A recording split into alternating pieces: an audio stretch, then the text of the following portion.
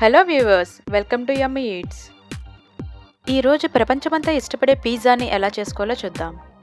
ఈ పిజ్జాని ఓవెన్ లేకుండా, ఈస్ట్ లేకుండా ప్యాన్ మీద ఎలా చేసుకోవాలో తెలుసుకుందాం. ముందుగా ఒక బౌల్ తీసుకొని అందులో 2 కప్పుల maida, 1 teaspoon baking soda, 1 teaspoon salt, 2 టీ స్పూన్ల షుగర్ వేసుకొని కలుపుకోండి.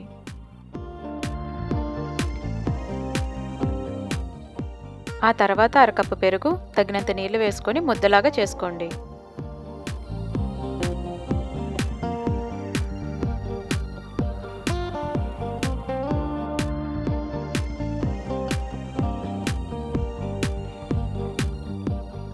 ఇప్పుడు ఒక 2 టీ స్పూన్ల ఆయిల్ వేసుకొని మెత్తగా ఒత్తుకోండి.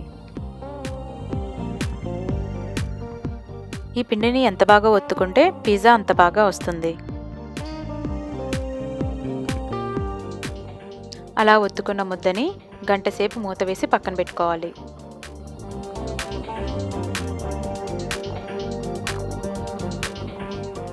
ఇప్పుడు 1 cup onions, 1 cup mushroom, 1 cup capsicum తీసుకొని చాప్ చేసుకొని పక్కన పెట్టుకోండి. చూసారు కదా, ఇందాక నానబెట్టుకున్న పిండి కొంచెం ఉబ్బింది.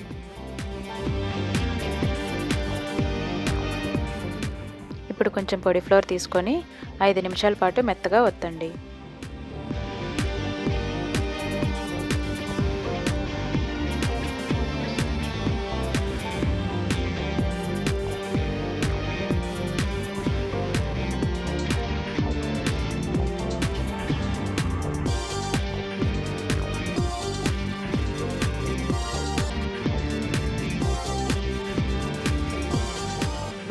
అలా ఒత్తిన పిండిని చపాతీ కర్రతో రోల్ చేసుకోండి.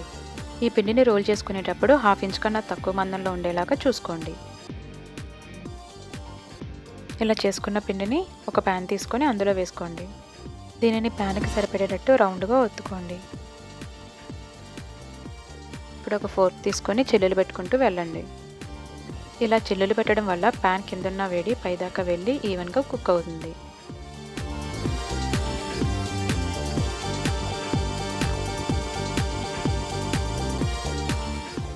ఇప్పుడు ఈ క్రస్ట్ పైన పిజ్జా సాస్ అప్లై చేయాలి.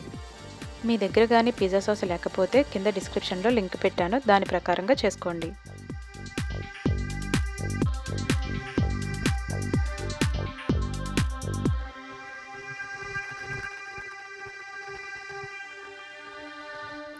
ఇప్పుడు చీజ్ని యాడ్ చేసుకోండి. నేను ఇక్కడ మొజరెల్లా చీజ్ని వాడుతున్నాను, మీకు నచ్చిన చీజ్ని వాడుకోవచ్చు.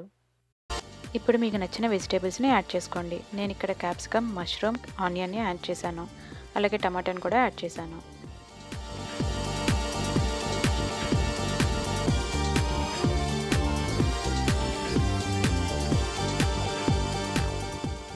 ఇప్పుడు మరలా కొంచెం చీజ్ని పైన యాడ్ చేసుకోండి. ఇప్పుడు ఈ ప్యాన్ని పొయ్యి మీద పెట్టుకోవాలి. ఇప్పుడు మూత పెట్టుకొని 5 నిమిషాల పాటు లో ఫ్లేమ్లో ఉడికించాలి. క్యాస్ట్ ఐరన్ ప్యాన్ వాడితే మీకు క్రస్ట్ క్రిస్పీగా వస్తుంది. అంతేనండి, మనకు నోరూరించే పిజ్జా రెడీ. ఈ పిజ్జాని వేడివేడిగా సర్వ్ చేసుకొని తింటే అద్భుతంగా ఉంటుంది. మీరు కానీ ఈ రెసిపీని ట్రై చేసినట్లయితే కింద కమెంట్స్లో ఎలా వచ్చిందో చెప్పండి. Thank you for watching. Please like, share and subscribe.